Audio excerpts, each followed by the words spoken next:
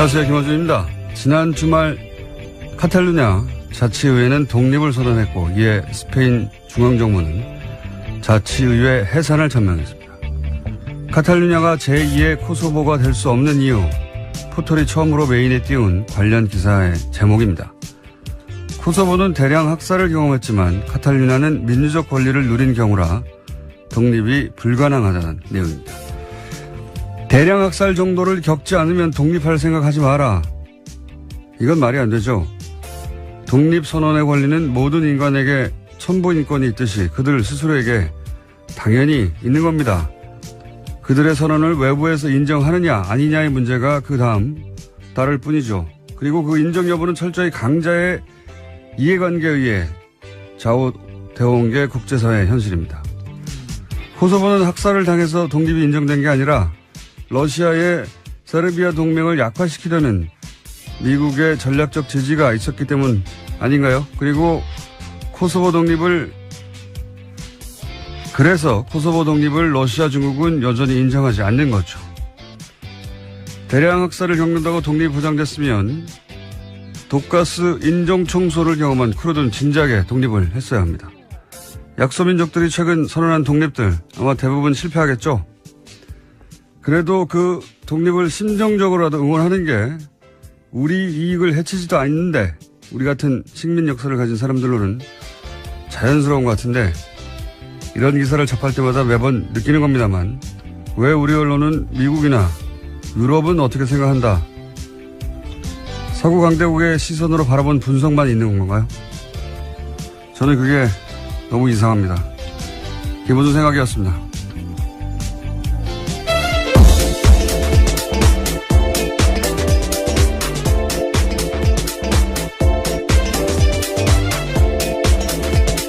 시사인의 김은지입니다. 네. 저는 이런 뉴스가 참 관심이 많은데 올해 어떠십니까?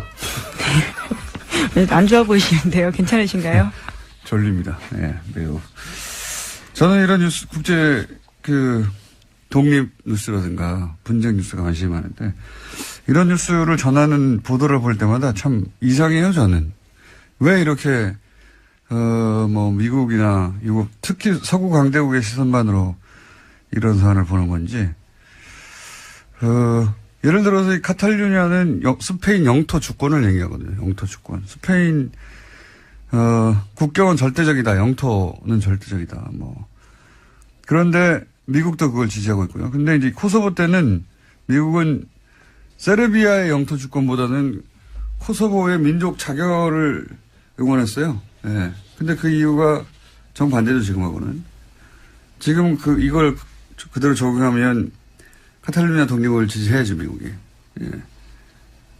그러니까 지금 코소보가 인종청소를 당했기 때문에 그런 거라고 유럽의 누군가가 얘기했더니 우리 기사가 됐는데 인종청소를 당하는 소수민족은 많아요. 오히려 쿠르드 같이 인종청소를 가장 많이 당했는데 가장 많이 배신을 당한 게 쿠르드잖아요, 미국한테. 예. 네, 계속해서 전해드린 바가 있는데요. 그건 상관이 없는 거고 사실은 실제로는 이게 이제 세르비아 동맹국이니까 러시아가 그래서 미국은 코소보를 지지한 거고 정반대도 있어요. 크림 반도 때는 미국하고 러시아가 정확하게 반대로 행동합니다. 예. 크림 반도 쪽에 러시아계가 독립하려고 할 때는 러시아는 또 민족 자결을 지지한다고 하고, 그 다음에 미국은 영토 주권, 우크라이나의 영토 주권 지지한다고 하고, 왜냐하면은 흑해 부동항을 누가 차지하냐를 가지고 싸운 거니까. 국제법상 무슨 대단한 원칙이 있는 것처럼 기사는 쓰는데 다 개뻥이에요. 강대들 자기들 마음대로 그때 자기들이 유리하면 지지하고 불리하면 반대하고 그러는 거죠. 강대국들은 자기 시선이 있잖아요. 자기 이익이라고 하는. 예. 우리 언론들도 우리만의 시각이 좀 있었으면 좋겠습니다. 이런 뉴스 전할 때. 항상 하는 얘기지만. 자, 첫 번째 뉴스는 뭡니까? 네, 국정원 관련된 소식 계속 전해드리고 있는데요. 오늘 아침도 똑같습니다. 박근혜 정부에서 남재준 국정원장이 소위 7인회를 꾸렸다라는 보도가 오늘 아침 한겨레 신문에 나왔는데요. 매주 수요일 회의를 열었다라는 겁니다. 여기에서 이 7인회가 검찰의 댓글 수사를 대비한 가짜 사무실을 만들고 남북 정상회담 회의록을 공개하는 등 주요 정치 공작을 해왔다라는 건데요. 이 7인회 멤버에는 어제 검찰에 출석한 장호중 전 부산지검장 등이 포함되어 있습니다. 이 양반들은 7인회 같은 걸 좋아하나 봐요. 박근혜와 7인회도 예전에 나왔던 얘기죠. 예, 그렇죠. 근데 이제 남재준 국정원장도 본인이 국정원장 재직 시절에 7명을 꾸려와서 주요 사안을 결정했다 이거 아닙니까? 예. 네, 파견된 검찰 공무원 2명까지 포함해서요. 다양한 사람들이 있습니다. 대령 출신도 있고 육사 출신도 있고요. 국정원의 컨트롤 타워였던 거네요. 유행인가 봅니다. 유행. 예, 박근혜 7인회도 사실은 탄핵 국면에서 초기에 도대체 누가 첫 번째 담화에서 사과를 바로 그렇게 하도록 유도했는가, 결정했는가 그 얘기도 등장을 한번 했었죠. 여전히 미스테리입니다. 사실은 정치적 자살행위인데 JTBC 태블릿 보도 직후에 그렇죠. 바로 다음 날. 예, 바로 다음 날에 인정했는데 그때 인정 안 했으면은 여기까지 못 왔다고 보는데 저는 누가 그 결정을 했을까요? 박근혜 전 대통령의 정치적 감각으로 스스로 결정했을 리는 없을 거고 아직도 미스테리예요. 예. 어쨌든 남재준 국정원장도 유사한 7인회 조직을 갖고 있었다. 근데 특히 이제 국정원 출신이야 그렇다고 치더라도 검찰 출신들을 현재 굉장히 고위직입니다. 현직입니다. 게다가 예. 현직 검찰 소속으로 있는 사람들인데 그 사람들이 7인회라는 게 이제 처음으로 밝혀진 거고요. 관련 뉴스가 많아요 여기에 그죠? 예, 이들 국정원 파견 검사 같은 경우에는요, 국정원의 변호인 노릇도 했다라는 건데요. 조직적으로 검찰의 수사를 방해했다라는 겁니다. 특히 국정원 댓글 수사를 방해한 건데, 최근에 검찰이 이와 관련된 대응 문건을 확보했습니다. 이 문건에 보면요, 당시에 파견된 검사들이 국정원의 의견서를 써주면서까지 검찰의 수사를 방해하면서 깊이 관여했다라고 합니다. 이게 이제 자신이 어디 소속인가에 따라 지속적으로 그 권력의 하수인 역할을 한 거죠. 사실 검찰 출신으로서 윤석열 검사나 혹은 최동욱 당시 검찰총장이 막 날아가지 않습니까? 예. 그러니까 자기가 평생 속했던 조직의 선배 수장들이 막 당하는데도 상관없는 거죠. 예. 상관없이 그냥 국정원에 가면 또 그 국정원에 충성하는 겁니다. 네, 오히려 자신의 출신 조직인 검찰의 수사를 방해하는 역할까지 하게 된 건데요. 권력의 하수인이 돼서 출세를 하고 싶었겠죠. 예. 그래서 국정원에서 댓글 수사를 하는 검찰을 가장 방해한 자들은 국정원에 파견됐던 검사들이었다. 이런 내용입니다. 예. 네, 어제 JTBC가 관련된 내용을 여러 가지 보도했었는데요. 뿐만 아니라 국정원 직원들이 재판에 증인으로 나갔을 때 이와 관련해서도 꼼꼼하게 지침을 내렸다라고 합니다. 해당 검사들이요. 네, 증인도 코칭을 한 거죠. 국정원 직원들을 재판장에 가서 이렇게 해야 빠져나갈 수 있다. 그때 이제 재밌는 건 그때 당시 재판에 출석해서 그런 증언들을 쭉 했는데 나는 모른다. 종북 세력을 대응하기 위해서 그랬다 했는데 최근에 다시 검찰 수사를 그 국정원 직원들이 이제 새로운 혐의 사실에 나왔으니까 받고 있는데 그때 했던 말들 다 거짓말이었다고. 네, 다 실토한 거죠 이제. 실토하고 있습니다. 예, 실토하고 있고 그럼 그때 거짓말을 시킨 사람이 누군가 이렇게 따져 들어가 봤더니 국정원 내에 파견 갔던 검찰 출신들이었다. 예. 네. 그런 검사들이었으니까 국정원을 파견시켰겠죠, 또. 예. 속속들이 밝혀지고 있네요. 네, 그래서 지난주 금요일에 검찰이 장호중 전 부산지검장 등을 비롯해서 7명의 사무실과 자택을 압수수색했습니다. 또 주말 동안에는 이재영 검사와 서천호 전 차장, 장 전 지검장을 소환 조사했습니다. 현재는 전보 조치돼가지고요. 부산지검장 자리에서 내려왔습니다. 그게 이제 검찰 내에서도 예를 들어서 검찰 내에서 검찰 출신들이나 지검장이 굉장히 높은 사람이거든요. 예. 네, 그렇죠. 지검장 정도로 수사할 때 반발이 있거나 또는 잡음이 있을 수 있는데 이건 없어요. 예, 없는 것이 검찰 내에서도 동정을 받을 여지가 전혀 없는 것이 검찰이 수사하는데 검찰을 수사를 방해하려고 가짜 세트를 만든 거 아닙니까? 지금 그걸 했던 사람들이라는 거죠, 지금. 예. 세트로 가짜 사무실을 만들어 놓고 가짜 서류를 잔뜩 그 안에 집어넣어 놓고 거기를 압수수색하도록 한 사람들이 사실은 그런 일을 결정하고 컨트롤 타워 역할을 하고 이제 뭐 증언을 코칭하고 하는 게 다 검찰 출신이었다. 그런 얘기입니다. 네, 그 관련 뉴스가 쭉 많고요. 근데 그분들이 지금 구속됐다. 또는 수사받고 있다. 그렇죠. 예, 이런 얘기들. 저도 뉴스가 너무 많이 쏟아져서 도대체 누가 구속됐다는 건지. 예. 댓글 수사하고 있는데 그래서 검찰 출신들이 이런 일을 했다는 게 이제 관련 뉴스로 많이 쏟아졌습니다. 주말에. 네. 자, 다음은요. 네, 2008년 이건희 삼성 회장이 차명 계좌에 숨겨둔 4조 4천억 원대 돈이 있었다라는 바를 말씀드린 바가 있는데요. 차명 계좌에 부과되기 때문에 세금을 내지 않았었습니다.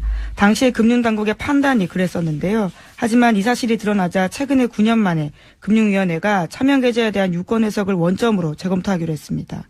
그래서 과세가 가능하다라는 입장을 내놓을 예정이라고 합니다. 금융위원회 주요 인사들은 뭐 바뀌지 않았다고 해요. 정권이 바뀐 거죠. 예. 정권이 그렇죠. 바뀐 유권 해석이 바뀌는 거니까요. 정권이 바뀐 것이고요. 과징금 부과 대상은 아니라고 했는데 이렇게 되면은 조 단위는 아니고 그죠? 예.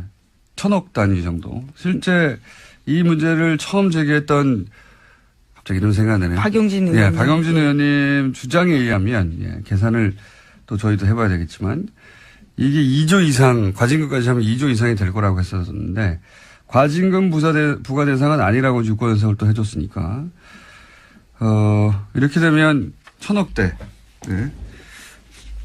얼마나 많이 빠져나갔습니까? 2조에서. 네, 그렇죠. 이자와 배당 소득세. 예. 예, 이자 배당 소득만을 부과하는 거니까요. 근데 이 문제는 한 번 더 나오겠네요. 왜 과징금 부과 대상은 아니냐. 과징금을 부과하면 실제로 총 4조 얼마가 남겨져 있었는데 거의 다 돈이 없어질 수도 있다. 그런 얘기도 있었거든요. 90% 세율을 적용할 경우에 대한 이야기일 텐데요. 오늘 최종구 금융위원장이 국회 국정감사 나오기 때문에요. 이 문제 다시 따져 물을 것으로 보입니다. 그러니까요. 예. 자, 실제 얼마나 부과될지 관심 있게 지켜봐야 되겠습니다. 그리고 이제 깜빡 잊었는데 원세훈 아까 댓글 이야기할 때 원세훈 원장이 국정원은 불법적으로 일을 해야 한다 뭐 이런 얘기를 했다고 했잖아요. 그죠? 네, 관련된 소식이 또 주말 동안에 전해져서 화제가 됐었는데요. 댓글 공작 등 혐의로 구속된 유성욱 전 심리전단장의 발언입니다. 자신이 수감되기 전에 장문의 글을 남겼는데 이를 경향신문이 보도한 겁니다. 그러니까요. 원세훈 전 원장이 어떤 이야기를 했는지에 대한 폭로인데요. 내용을 보면 이렇습니다. 적법 범위 내에서 일할 것 같으면 국정원이 무슨 필요가 있느냐. 국정원은 법을 초월해 일할 수 있어야 한다. 이렇게 강조했다는 겁니다. 국정원이 다른 국가와 첩보 전쟁을 하면서 그런 경우가 있을 수는 있겠지만 이게 이제 국민들을 상대로 댓글 다는데 이걸 적용했다는 거죠. 예. 그렇죠. 자국민 대상으로 불법적인 일을 해야 된다라고 아예 지시했다라는 거죠. 이건 뭐 그럴 법한데 제가 폭로한 장문에 그래서 주목했던 부분은 뭐냐면 원세훈 원장이 재임 기간 중 지나치다 싶을 정도로 사이버 업무에 매달렸다 이런 기억이 있다라고 하면서 이제 쭉 썼잖아요. 다음 아고라를 잡아야 된다느니. 근데 이건 제가 지난번에 한번 얘기한 것 같은데 이렇게 원세훈 원장의 사이버 업무에 매달린 이유 자체가 이명박 전 대통령 때문이에요. 예, 이명박 전 대통령 취임 초기부터 청와대 행정관이 근무하는 사무실에 내려와서 여기저기 댓글 달라고 직접 지시했다고. 이건 제가 이명박 정권 초기에 들은 이야기입니다. 초기에. 대통령이 무슨 행정관 자리에 와가지고 등 뒤에 서가지고 여기 기사에 댓글 달라고 했을까 싶은데 그랬다고 합니다. 그랬다고. 그때부터 본인과 관련된 기사의 댓글에 대단히 민감했다. 댓글에 대한 집착을 보여주는 장면이에요. 네. 원세훈 원장의 집착이 아니라 이명박 전 대통령의 집착이었다고 저는 알고 있습니다. 그것이 뜻대로 안 되자 결국은 국정원을 그렇게 조직적으로 초반에는 그러니까 청와대 행정관들, 청와대 내에서 일부 행정관들이 그런 댓글 작업을 하다가 그 규모가 감당이 안 되니까 결국은 국정원이나 사이버 사령부로 그렇게 조직이 외부에서 전문적으로 커진 것이 아닌가라고 저는 추정하는데 여기 석실한 것은 어쨌든 임기 초기에 행정관 근무하는 데 내려와서 PCD에 서서 그 일을 당했다는 사람으로부터 저는 건네들은 이야기입니다. 이건. 예, 그렇다면 이제 원전 원장의 입이 주목될 수밖에 없는데요. 이명박 전 대통령이 시켰다라는 진술만 남아 있는 겁니다. 글쎄요. 자신이 형을 살고 나서 그 다음 삶을 어떻게 그릴 것인가에 달려 있겠죠. 예. 이미 형은 확정됐으니까요. 네, 뭐 자. 아직 2심이긴 한데요. 사실상 확정입니다.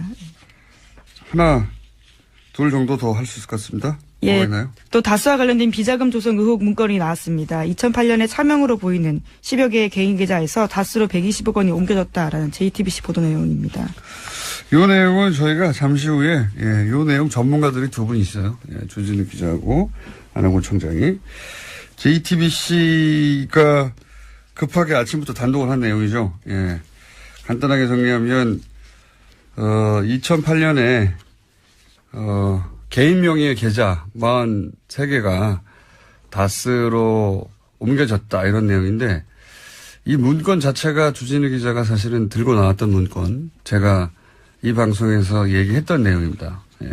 네, 분홍 보따리에 쌓여져 있던 그 문건이죠. 네. 이 자세한 얘기는 잠시 후에 하기로 하고요. 자, 다음 뉴스 하나 아직 2분이 남았네요. 2개 정도 더 할 수 있습니다. 예. 네, 자유한국당이 현재 국정감사 보이콧하고 있다고 밝혔는데요. 하지만 다음 달 2일로 예정된 국회 정보위에 국정원 국정감사에는 참여하겠다라는 의사를 내비쳤습니다. 정보위 자유한국당 간사인 이완영 의원이 어제 밝힌 바인데요. 국정원 개혁발전위원회가 연일 과거사의 일탈 행위를 찾아내고 검찰에 고발하고 있다면서 이 문제를 제대로 따지겠다라고 밝혔습니다. 이제 뭐 이건 다른 게 아니고 이제 국감이 끝났기 때문에 이대로 국감 끝까지 안 들어갈 수는 없으니까, 네. 마지막 정보위에는 들어가겠다고 하는 거겠죠. 예. 아시는 분은 아시겠지만 한국당은 방통위원, 본인들이 지명했던 방통위원이 임기 이전에, 사퇴하는데, 예. 그 2명의 지명권을 여당에서 행사했다고 해가지고 지금 국감 보이콧을 하고 있습니다. 예. 자유한국당의 논리대로면, 자신들이 여당 시절에 6명을 임명하거든요. 예, 6명 임명했는데 지금은,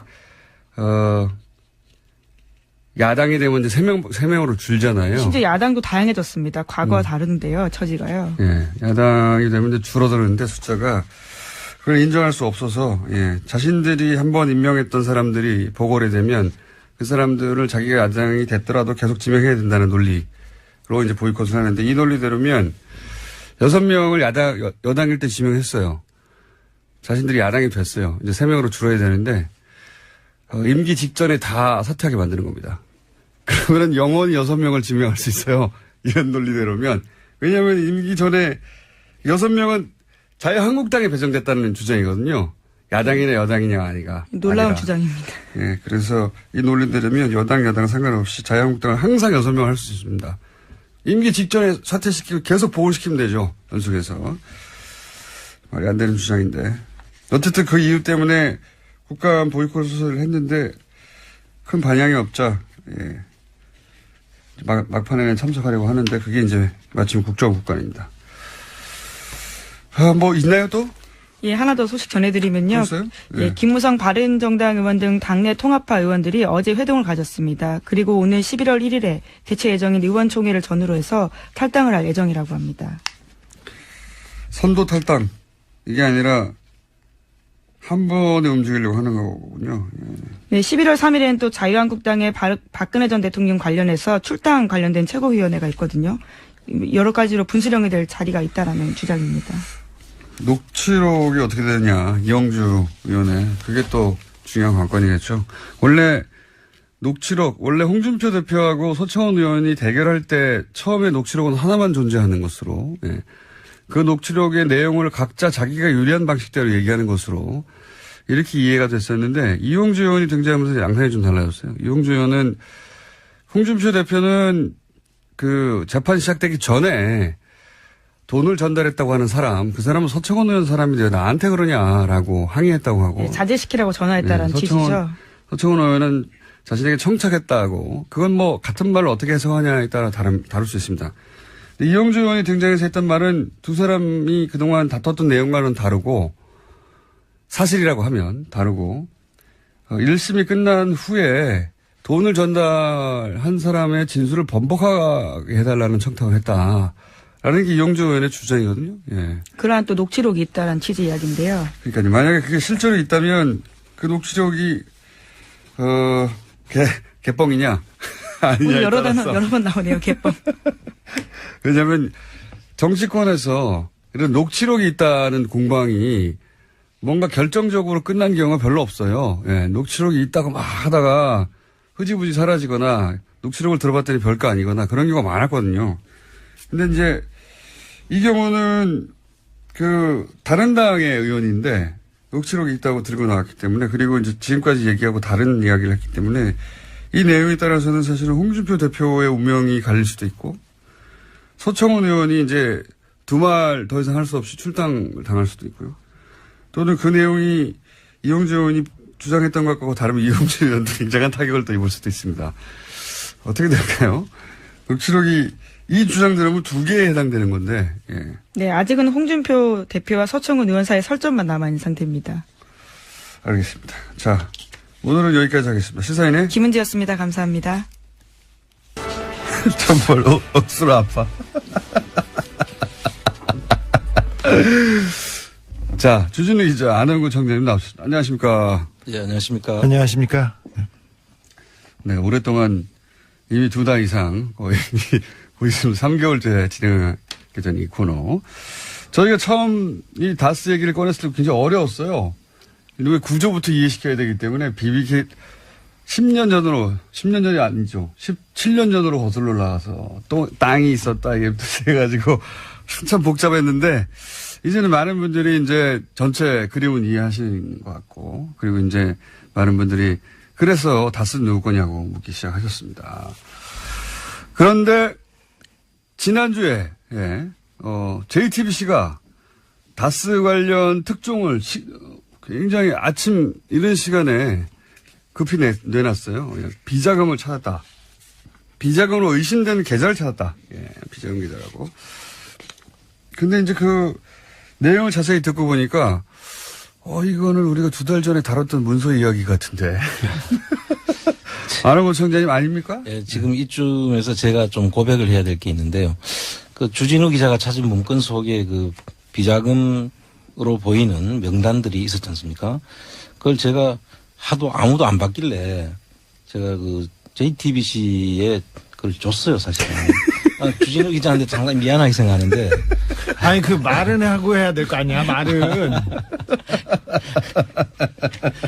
아니, 근데 그렇게 해서 JTBC가 아주 제대로 그 기사, 그 문서의 의미를 저희는 읽고 지나갔었거든요. 뭐냐면, 이건 김재정 씨, 차명 계좌, 김재정 씨 이름 하에 관리되는 차명 계좌로 의심된다. 이것이 결국 비자금 아니겠는가. 뭐 이런 식의 아주 짧은 코멘트만 하고 넘어갔어요. 예. 예, 그랬는데, 여기서 JTBC는 뭐랑 매치를 시켰냐면, 이거는 JTBC의 공입니다. 공인지 실수인지 앞으로 밝혀지겠지만. 2008년에 이제 정호영 특검이 있었습니다. 정호영 특검이, 도곡동 땅에, 소위 말해서 BBK 특검이었죠. 예, BBK 특검. 덮어주기 특검이었죠. 예. 예. 그 특검 때, 실제로 다스의 차명 계좌로 약 120억 대의 비자금이 조성된 거를 찾고도 덮어버렸다. 이런 얘기 저희 방송에서 몇 번 했는데 액수가 거의 비슷해요. 예. 그래서 JTBC는 이 소위 이제 정호영 특검이 덮었다고는 120억 대 비자금의 계좌를 확보한 것으로 이해한 겁니다. 그렇게 지금 보도가 나갔고. 예. 네. 네. 그럴 수도 있죠. 그것도 안원구 청장의 공이 큰 것 같은데, 아니에요. 그 아니에요. 그 정호영 특검이 찾은 그 비자금은, 네. 그때 당시 사장 김성우라는 사장이 그 권아무개 전무랑 해서 관리하던 따로 MB는 모르던 자금이었어요. 그래서 그 MB는 모르던 비자금을 찾아서 MB 쪽 다스한테 돌려준 게 그때 100억 원대 그 자금이었고. 이명박 전 대통령이 모르던 비자금이 있을 수 있습니까? 모르는 것으로 했겠죠. 자, 아니요. 2007년까지는, 네. 다스는 이명박의 회사고 이명박이 수시로 돈을 찾아가요. 그러기 위해서는 전산화를 시키면 안 돼서 수기로 장부를 만들었어요. 수기로. 그래서 장부를 만들고 돈을 계속 빼갔습니다. 선거 때마다 이렇게 빼가고 왔다 갔다 했는데, 워낙 그렇게 장부도 제대로 안 되고 전산화도 안 됐으니까 이거 빼먹기 좋지 않습니까? 그러자. 그럼 이명박 전 대통령 잘못이 없죠. 그 비자금에 대해서 몰랐다면. 자, 100몇억 원에 대해서는 없는데 그것만 비자금이냐? 그거 말고 또 있어요. 이번에 나왔던 그거는 이것 말고 또 다른 비자금이었고요. 아니 그러니까 이제 그러면 정리를 해보자면 정호영 특검이 찾았던 120억 그 비자금은 그러니까 MB는 모르고 그 임직원들이 해먹다가 걸린 돈이었어요. 라고 지금 주진우 기자는 알고 있는 것이고. 그럼 그 자금들을 다스로 옮겼는데. 그 자금을 그걸 현실화한 것이다. 이런. 네네, 그렇죠. 그렇습니다. 그 부분은 또 다르게 얘기했는데, 지난번에 우리가 방송에서 대통령 되기 전에. 못 알아듣고 있어요. 지금 혼자 진도 나가지 말고. 자, 지난번에 저희가 대통령 안가에서, 대통령이 되기 직전에, 그러니까 당선자 시절에 안가에서 이동영이라는 사람이 오고 어떤 사람이 와서 사장을 잘라라 말라 이렇게 해서 안가에 왔다는 얘기를 잠깐 했었어요. 근데 그때 잠깐만. 혼자 막 진도 나가는데, 한 달 전쯤에 이명박 전 대통령이 된 이후로도 다스의 인사와 관련해서 직접 지시를 안가에서 내렸다. 이런 얘기를 한 적이 있습니다. 네. 그 내용을 지금 혼자 막 진도 나가고 있는 거예요. 그런데. 자, 인사와 그 비자금 얘기였는데 비자금은 어떻게 처리할 것인지에 대한 회의가 그때 있었어요. 그런데, 다스의 비자금은 너무나 많아서 그 120원 그 특검이 발견했던 그 120억 덩어리는 다른 덩어리고요. 이 장부, 이게 원장이 여기에요. 연필로 이렇게 메모하고 했던 원장인데. 그럼 그건 내한테 준 거 아닌데? 그거예요. 잠깐만 기다려보십시오. 또 새롭게 나왔네요. 이거는. 그거 아니에요? 저거 아니에요? 이거 아니고, 그때 당시에. 또 다른 거예요. 그럼 여기 있어. 비자금이 여러 갈래가 있었네요. 자, 그러니까 비자금이 여러 갈래가 있고. 아니, 이런 회의는 밖에서 다 하신 다음에 들어오셔야지. 아니, 지금 여기 비자금 덩어리는 여러 덩어리가 있고 120억은 다른 겁니다. 비자금이. 잠깐만. 정리를 다시 하자면, 이게 무슨 얘기를 하고 있냐면요. 못 알아들어요, 이렇게 가면. 자, 저희가 2달 전쯤에, 김재정 씨는 다스의 소유주라고 이명박 전 대통령이 주장했던 처남입니다. 근데 사망을 하죠. 사망을 해서, 사망을 했을 때, 김재정 씨와 몇몇의 차명으로 관리되던 계좌가 40개 이상 있었어요. 예. 그 계좌에서 약 120억이 회사로 들어갑니다. 다스 회사로. 그 문서에 대해서는 저희가 2달 전쯤에 김재정 씨 관리하에 있던 차명이 사망을 하자 아마 들어오나 보다. 이렇게 설명을 했고, 근데 JTBC가 이 문서를, 2008년에 정호영 특검이 120억대 비자금을 조성했다고 하는데, 요게 요 돈이구나. 라고 추정된다고 보도를 했어요. 했으나 제가 설명 좀 주진우 기자의 주장은 그 돈은 그 돈대로 따로 있고, 예. 더 좋은 뉴스죠. 또 있다니까. 아니, 그렇죠. 비자금이 많이 있었어요. 비자금 100억대 따로 있고. 100억대 덩어리는 여러 덩어리가 있었어요. 제가 비자금을 하나만 공개할게요. 저한테 기자들이 취재하기 좀 버겁고 어렵고 그러면 안원구청장한테 가시면 아까 단독도 막 주시니까 그러니까 자, 가면 됩니다. 다른 비자금 공개할게요. 여러 비자금 덩어리가 있어요. 100억짜리. 자, 2007년도에 그 대선 직전에 다스 실소유주 논란 나오고 그리고 검찰이 수사를 했어요. 특검 전에. 그때 그래서 자금을 자꾸 정리하게 되는데 백억대, 수십억대 이렇게 덩어리가 있는데 120억은 또 다른 덩어리고 100억짜리 비자금 하나 제가 공개하겠습니다. 2007년도에 경주 외환은행 그 지점에서 문 닫기 30분 전이었어요. 그때 김진 사장 아시죠? 예, 알죠. 김진 사장 이영배라는 사람은 또 다른 다스의 차명회사 금강이라는 데 대표예요. 이 사람이 가서 100억짜리 수표를 한 장 찾았어요. 2007년 며칠 날? 2007년도에 예. 며칠 날인지는 몰라 나도. 경주 외환은행 지점에서 100억짜리 김재현 수표를 사장과 이영배 금융대표가 가서 100억짜리 수표를 하나 찾았다. 수표를 하나 찾아가서 MB한테 갖다 줬답니다. MB한테 갖다 줬다. 네, 그때가 언제쯤이었냐면 라고 이 누군가가 지금 제보를 한 제보했어요. 거죠. 그 뉴스를 보고 그 내부자가 지금 전화를 했는데 그런데 2007년이 아니라 BBK 특검이 끝나갈 때니까 2008년 초죠. 예. 2008년 초였고 꼬리볶음탕을 먹기 3일 전이었다고요. 구체적인 날짜를 하고 있습니다. 꼬리볶음탕을 먹기 2-3일 그건 전. 2008년 그 2월 달이죠. 네. 그 담당 직원은 아직도 다스에서 격리 직원으로 있는데 이 100억을 찾고 이 관여했던 사람은 조땡땡입니다. 조땡땡. 그렇습니다. 이건 또 다른 비자금입니다. 다스의 비자금입니다. 100억짜리입니다. 그 비자금 심플한 거. 세 가지 종류가 일단 오늘 거론되고 있습니다. 네. 하나는 2달 전쯤에 저희가 김재정 씨 사망 이후에 계좌와 번호가 쭉 나온 게 있거든요. 예. 그게 120억대였어요. 그리고 2008년 정호영 특검 때 비자금을 찾았는데 회사에서 덮어버렸다고 하는 비자금이 있습니다. 그 비자금과 김재정 씨 비자금이라고 추정되는 내용이 같은 건 줄 알았더니 다른 거예요. 다른 거라고 이제 주진우 기자는 주장하고 있고 JTBC에서는 아니 JTBC 몰라 그거 모르는 JTBC는 같다고 생각을 해서 네. 예, 그렇게 추정을 한 JTBC에서 것이고 본 자료는 예. 어떤 자료냐면 그 개인 명의로 돼 있던 그래 명의로 돼 있는 있던 자 자금을 다스로 넘긴 자료죠. 다스로 옮긴 자료예요. 그러니까 그때 무슨 우리가 이야기냐면 설명한 게 맞아요. 예. 그 이야기는 뭐냐면 실시간으로 회의 중입니다. 지금 이 돈은 무슨 돈인가? 그 자금들은 이제 정호영 특검이 지금 추정해 보면 정호영 특검이 있다고 했잖아요. 그거를 아마 이제 있다고 해서 그거를 현실화 시켜서 덮으려고 했던 거 아닌가. 그럴 수도 추정했어요. 있겠습니다. 자, 근데 그럴 수도 비자금 있겠습니다. 덩어리가 지금 다른 덩어리가 하나 있죠. 한 덩어리만 더 얘기할게요. 이게 무슨 얘기냐면 정호영 특검이 비자금이 있다고 하니까 이게 두 분만 알아들으면 뭐해요. 두 분이 회의는 밖에서 하고 방송 내용을 해야 되는데 두 분은 지금 합의를 봤습니다. 어떻게 합의를 봤느냐.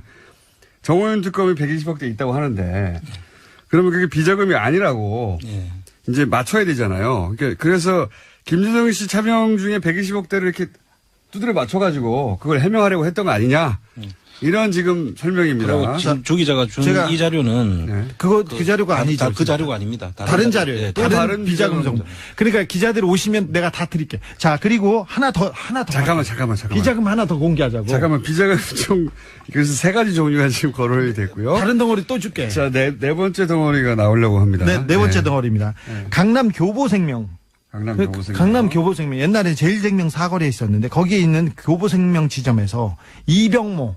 이 사람은 청계재단을 할 때 나오는데 지금도 청계재단 있죠. 재단에 있습니다. 네. 그리고는 김백준 씨와 함께 그 이명박의 그 자금 관리원이고 집사하고 건물 관리하는 분인데 이 사람이 돈을 찾아다가 다시 이명박한테 입금시킵니다. 돈을 얼마를 찾았어요? 여기는 수십억 된 것 같습니다. 수십억. 네. 자, 몇 가지 덩어리가 있는데 이 덩어리가 별개의 덩어리인데 그때 특검이 그 BBK 특검 때 이 비자금을 검사들이 다 파악했어요. 이것도 있고 저것도 있고 저것도 있고. 지금 얘기한 경주 외환은행 지점에서 문 닫기 30분 전에 김진 사장하고 이영배 대표가 100억 수표를 찾아가지고 전달했다고 하는 거는 이것도 검찰이 파악하고 있는 겁니까? 아니, 그거는 이제 돈이 있다는 거를 그 검찰이 파악해서 알고 있는데 클리어 되니까 꼬리곰탕 먹기 며칠 전이지 않습니까? 그러니까 의혹을 다 털어주지 않습니까? 털어주니까 자신있게 그냥 돈을 찾아가지고 그냥 갔죠.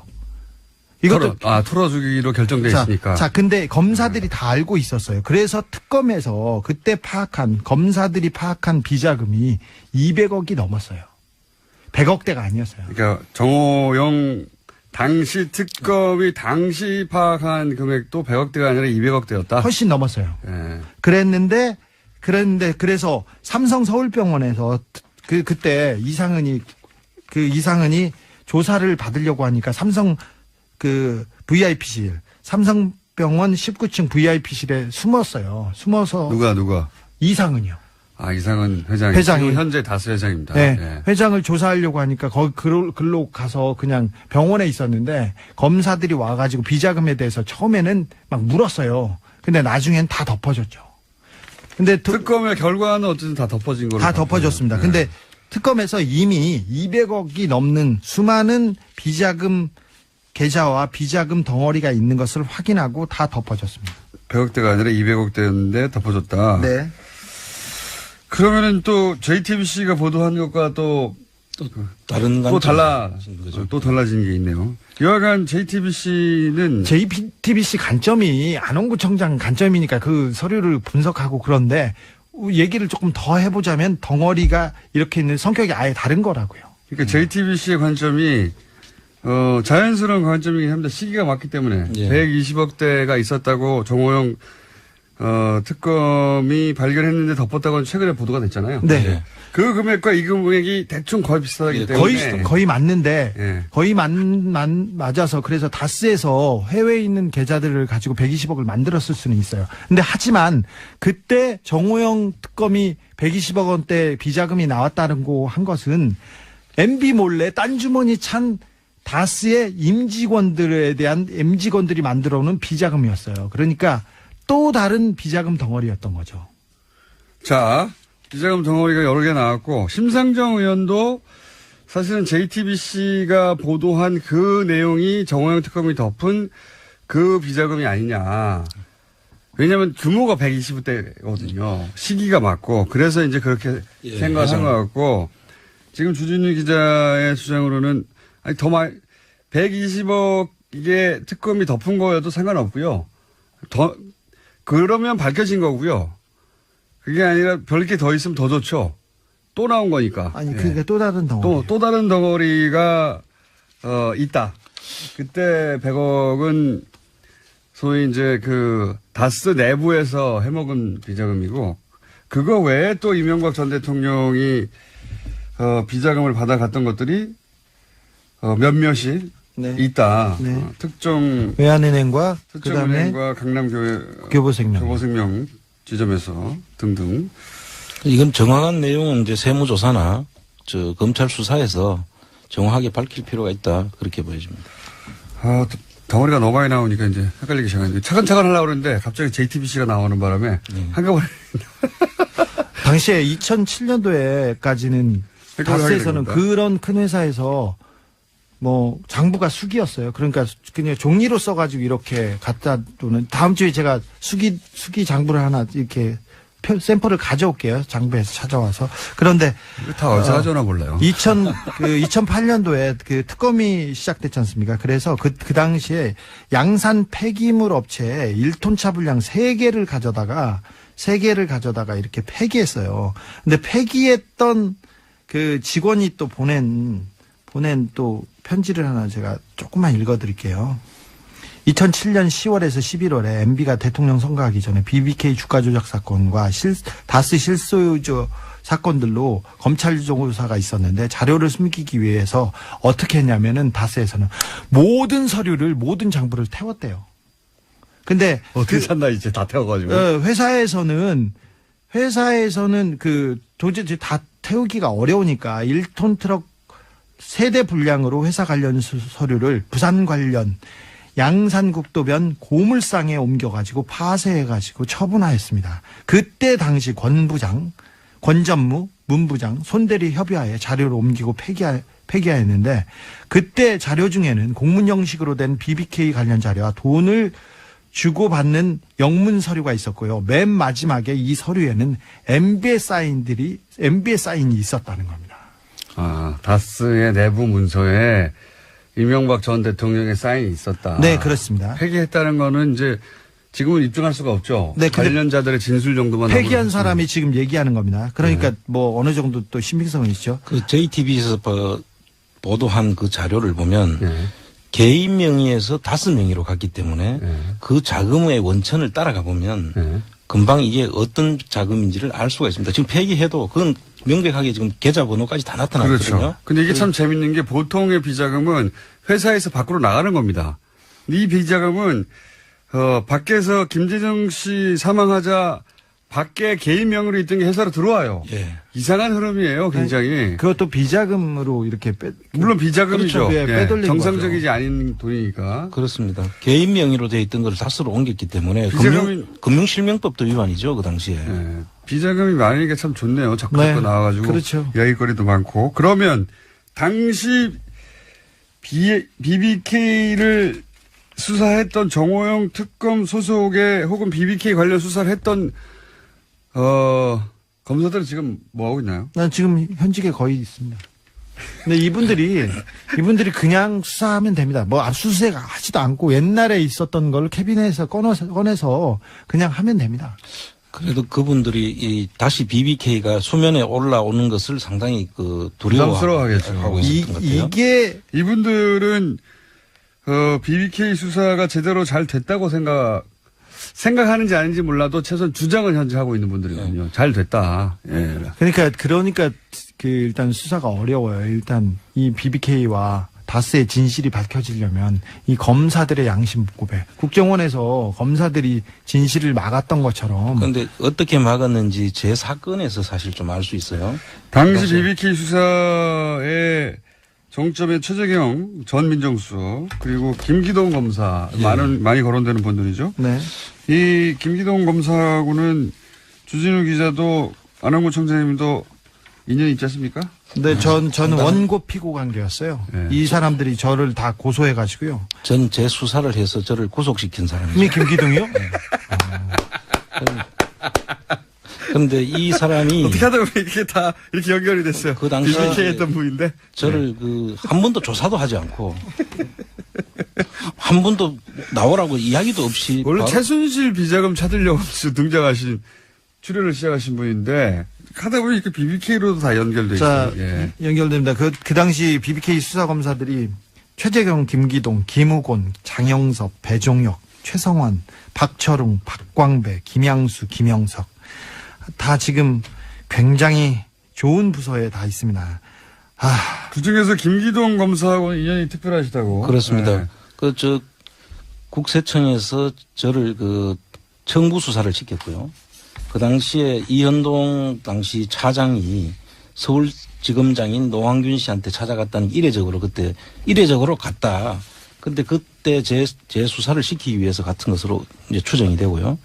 그래서 그걸 수사를 한 사람이 김기동 씨인데, 김기동 씨한테 그 당시 최재경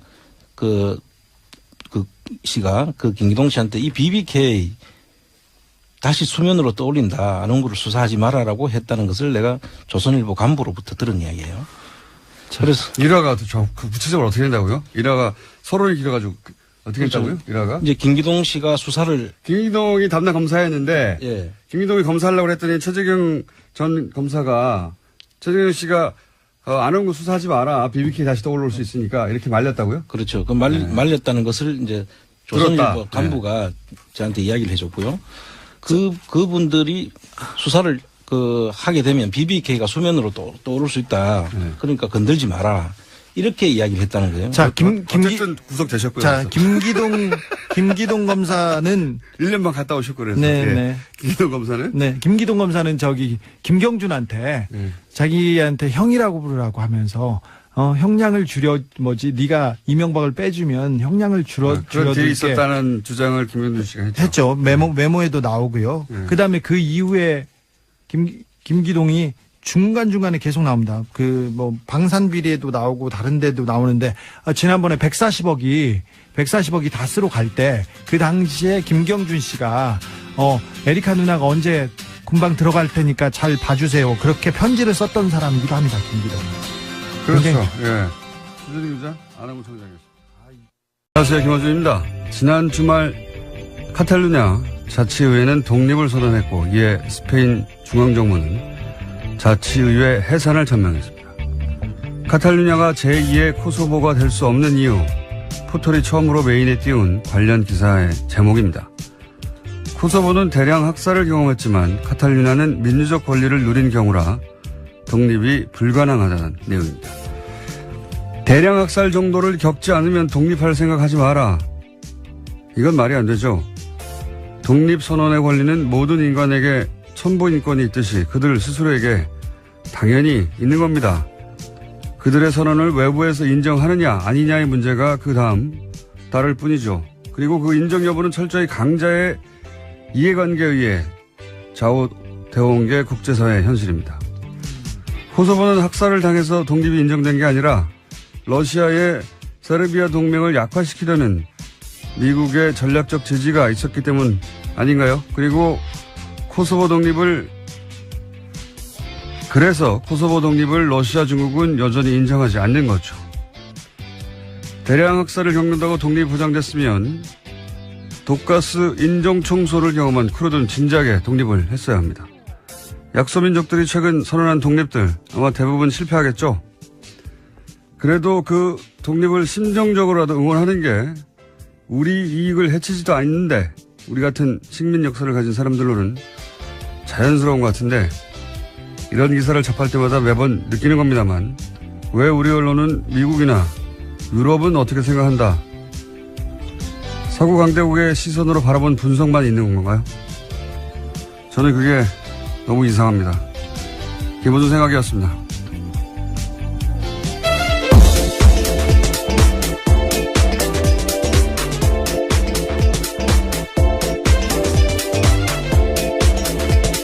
시사인의 김은지입니다. 저는 이런 뉴스가 참 관심이 많은데 올해 어떠십니까? 안 좋아 보이시는데요. 괜찮으신가요? 졸립니다. 네, 매우. 저는 이런 뉴스, 국제, 독립 뉴스라든가 분쟁 뉴스가 관심이 많은데, 이런 뉴스를 전하는 보도를 볼 때마다 참 이상해요, 저는. 왜 이렇게, 미국이나 유럽, 특히 서구 강대국의 시선만으로 이런 사안을 보는 건지, 예를 들어서 이 카탈루냐는 스페인 영토 주권을 얘기하거든요. 영토 주권. 스페인, 국경은 절대적이다. 영토는 절대적이다. 그런데 미국도 그걸 지지하고 있고요. 근데 이제 코소보 때는 미국은 세르비아의 영토 주권보다는 코소보의 민족 자결을 응원했어요. 예. 근데 그 이유가 정반대죠, 지금하고는. 지금 이걸 그대로 적용하면 카탈루냐 독립을 지지해야죠, 미국이. 예. 그러니까 지금 코소보가 인종청소를 당했기 때문에 그런 거라고 유럽의 누군가가 얘기했던 우리 기사가 됐는데 인종청소를 당하는 소수민족은 많아요. 오히려 쿠르드 같이 인종청소를 가장 많이 당했는데 가장 많이 배신을 당한 게 쿠르드잖아요, 미국한테. 예. 네, 계속해서 전해드린 바가 있는데요. 그건 상관이 없는 거고 사실은 실제로는 이게 이제 세르비아 동맹국이니까 러시아가 그래서 미국은 코소보를 지지한 거고 정반대도 있어요. 크림 반도 때는 미국하고 러시아가 정확하게 반대로 행동합니다. 예. 크림 반도 쪽에 러시아계가 독립하려고 할 때는 러시아는 또 민족 자결을 지지한다고 하고 그다음에 미국은 영토 주권 우크라이나 영토 주권 지지한다고 하고 왜냐하면은 흑해 부동항을 누가 차지하냐를 가지고 싸운 거니까. 국제법상 무슨 대단한 원칙이 있는 것처럼 기사는 쓰는데 다 개뻥이에요. 강대들 자기들 마음대로 그때 자기들이 유리하면 지지하고 불리하면 반대하고 그러는 거죠. 강대국들은 자기 시선이 있잖아요. 자기 이익이라고 하는. 예. 우리 언론들도 우리만의 시각이 좀 있었으면 좋겠습니다. 이런 뉴스 전할 때. 항상 하는 얘기지만. 자, 첫 번째 뉴스는 뭡니까? 네, 국정원 관련된 소식 계속 전해드리고 있는데요. 오늘 아침도 똑같습니다. 박근혜 정부에서 남재준 국정원장이 소위 7인회를 꾸렸다라는 보도가 오늘 아침 한겨레 신문에 나왔는데요. 매주 수요일 회의를 열었다라는 겁니다. 여기에서 이 7인회가 검찰의 댓글 수사를 대비한 가짜 사무실을 만들고 남북 정상회담 회의록을 공개하는 등 주요 정치 공작을 해왔다라는 건데요. 이 7인회 멤버에는 어제 검찰에 출석한 장호중 전 부산지검장 등이 포함되어 있습니다. 이 양반들은 7인회 같은 걸 좋아하나 봐요. 박근혜와 7인회도 예전에 나왔던 얘기죠. 예, 그렇죠. 네. 근데 이제 남재준 국정원장도 본인이 국정원장 재직 시절에 7명을 꾸려와서 주요 사안을 결정했다 이거 아닙니까? 네. 네, 파견된 검찰 공무원 2명까지 포함해서요. 다양한 사람들이 있습니다. 대령 출신도 있고 육사 출신도 있고요. 국정원의 컨트롤 타워였던 거네요. 유행인가 봅니다. 유행. 예, 박근혜 7인회도 사실은 탄핵 국면에서 초기에 도대체 누가 첫 번째 담화에서 사과를 바로 그렇게 하도록 유도했는가, 결정했는가, 그 얘기도 등장을 한번 했었죠. 여전히 미스테리입니다, 사실은. 정치적 자살행위인데, JTBC 태블릿 보도 직후에. 그렇죠. 바로 다음날. 예, 바로 다음날에 인정했는데, 그때 인정 안 했으면은 여기까지 못 왔다고 보는데, 저는. 누가 그 결정을 했을까요? 박근혜 전 대통령의 정치적 감각으로 스스로 결정했을 리는 없을 거고. 아직도 미스테리예요. 예. 어쨌든, 남재준 국정원장도 유사한 7인의 조직을 갖고 있었다. 근데 특히 이제 국정원 출신이야 그렇다고 치더라도 검찰 출신들을, 예. 현재 굉장히 고위직입니다. 현직입니다, 게다가. 예. 예. 실토하고 있고, 그럼 그때 거짓말을 시킨 사람이 누군가 이렇게 따져 들어가 봤더니 국정원 내에 파견 갔던 검찰 출신들이었다. 예. 네. 그런 검사들이었으니까 국정원을 파견시켰겠죠, 또. 예. 속속들이 밝혀지고 있네요. 네, 그래서 지난주 금요일에 검찰이 장우중 전 부산지검장 등을 비롯해서 7명의 사무실과 자택을 압수수색했습니다. 또 주말 동안에는 이재영 검사와 서천호 전 차장, 장 전 지검장을 소환 조사했습니다. 현재는 전보 조치돼가지고요. 부산지검장 자리에서 내려왔습니다. 그게 이제 검찰 내에서도 뭐 예를 들어서 검찰 내에서 검찰 출신들이나 검찰 지검장이 굉장히 높은 사람이거든요. 예. 네, 그렇죠. 지검장 정도로 수사할 때 반발이 있거나 또는 뭐 잡음이 있을 수 있는데 이건 없어요. 예, 없는 것이 검찰 내에서도 뭐 동정을 받을 여지가 전혀 없는 것이 검찰이 수사하는데 검찰을 수사를 방해하려고 가짜 세트를 만든 거 아닙니까? 지금 그걸 했던 사람들이라는 거죠, 지금. 예. 세트로 가짜 사무실을 만들어 놓고 가짜 서류를 잔뜩 그 안에 집어넣어 놓고 거기를 압수수색하도록 한 사람들이 사실은 그런 일을 결정하고 컨트롤 타워 역할을 하고 이제 뭐 증언을 코칭하고 하는 게 다 검찰 출신이었다. 그런 얘기입니다. 예. 그 관련 뉴스가 쭉 많고요. 근데 그분들이 지금 구속됐다. 또는 수사받고 있다. 그렇죠. 예. 이런 얘기들. 뉴스가 너무 많이 쏟아져서 도대체 누가 구속됐다는 건지. 예. 댓글 수사하고 있는데 그래서 검찰 출신들이 이런 일을 했다는 게 이제 관련 뉴스로 많이 쏟아졌습니다. 주말에. 네. 자, 다음은요. 네, 2008년 이건희 삼성회장이 차명 계좌에 숨겨둔 4조 4천억 원대 돈이 있었다라는 바를 말씀드린 바가 있는데요. 차명 계좌에 부과되기 때문에 세금을 내지 않았었습니다. 당시에 금융당국의 판단이 그랬었는데요. 하지만 이 사실이 드러나자 최근에 9년 만에 금융위원회가 차명 계좌에 대한 유권 해석을 원점으로 재검토하기로 했습니다. 그래서 과세가 가능하다라는 입장을 내놓을 예정이라고 합니다. 금융위원직 검찰 소속으로 있는 사람들인데 그 사람들이 취임이라는 게 이제 처음으로 밝혀진 거고요. 관련 뉴스가 많아요, 여기에. 그죠? 예, 이들 국정원 파견 검사 같은 경우에는요, 국정원의 변호인 노릇도 했다라는 건데요. 조직적으로 검찰의 수사를 방해했다라는 겁니다. 특히 국정원 댓글 수사를 방해한 건데, 최근에 검찰이 이와 관련된 대응 문건을 확보했습니다. 이 문건에 보면요, 당시에 파견된 검사들이 국정원의 의견서를 써주면서까지 검찰의 수사를 방해하면서 깊이 관여했다라고 합니다. 이게 이제 뭐, 자신이 어디 소속인가에 따라 지속적으로 그 권력의 하수인 역할을 한 거죠. 사실 검찰 출신으로서 윤석열 검사나 혹은 최동욱 당시 검찰총장이 막 날아가지 않습니까? 예. 그러니까 자기가 평생 속했던 조직의 선배 수장들이 막 당하는데도 상관없는 거죠. 예. 상관없이 그냥 국정원에 가면 또 그 국정원에 충성하는 겁니다. 오히려 자신의 출신 조직인 검찰의 수사를 방해하는 역할까지 하게 된 건데요. 권력의 하수인이 돼서 출세를 하고 싶었겠죠. 예. 그래서 국정원에서 댓글 수사를 하는 검찰을 가장 방해한 자들은 국정원에 파견됐던 검사들이었다. 뭐 이런 내용입니다. 예. 네, 어제 JTBC가 관련된 내용을 여러 가지 보도했었는데요. 뿐만 아니라 국정원 직원들이 재판에 증인으로 나갔을 때 이와 관련해서도 꼼꼼하게 지침을 내렸다라고 합니다. 해당 검사들이요. 예, 증인도 코칭을 한 거죠. 국정원 직원들을 재판장에 가서 이렇게 해야 빠져나갈 수 있다. 근데 이제 재밌는 건 그때 당시 재판에 출석해서 그런 증언들을 쭉 했는데 나는 모른다. 뭐 종북 세력을 대응하기 위해서 그랬다 했는데 최근에 다시 검찰 수사를 그 국정원 직원들이 이제 새로운 혐의 사실들이 나왔으니까 받고 있는데 그때 했던 말들 다 거짓말이었다고 네, 다 실토한 거죠, 이제. 싫다고 했습니다.